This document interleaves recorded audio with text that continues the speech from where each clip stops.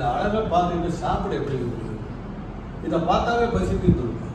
பார்த்தால் பசிக்குது. எத்தனை அற்புதம், என்ன அழகு, என்ன உங்களோட போகுது பின்னாடி அது என்ன அற்புதமான அக்ரிலிக் ஓவியங்கள் எப்படி பண்ணி வச்சிருக்காங்க, எந்திரிக்க முடியாது. கலைஞருடைய கற்பனையெல்லாம் அத்தனையும் கொண்டு கொட்டி இருக்கிறாங்க. இதெல்லாம் வந்து கலை பொக்கிஷங்கள் சேர்த்து வச்சு காலகாலமாக பாதுகாக்க வேண்டிய கலை பொக்கிஷங்கள்.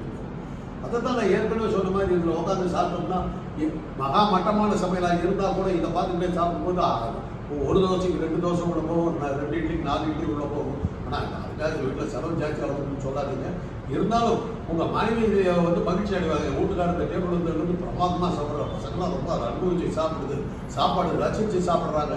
எனக்கு வழக்கமாக சமையல் பண்ணி முடிச்சுட்டு டைனிங் டேபிளில் வைக்கும்போது உழுவுற திட்டெல்லாம் இந்த டேபிள் வந்ததுக்கு பிறகு எல்லாமே குறைஞ்சி போச்சு. என்னுடைய சமையல் நல்லா இருந்தோ இல்லை, இதை பார்த்துக்கிட்டே சாப்பிட்றாங்க. அந்த சமையல் என்னோட குறைகள்லாம் நிவர்த்தி பண்ணிடுது இந்த டேபிள். அந்த அளவுக்கு இல்லத்தரசிகளுக்கு நிம்மதியை கொடுக்கக்கூடிய ஒரு டேபிள்.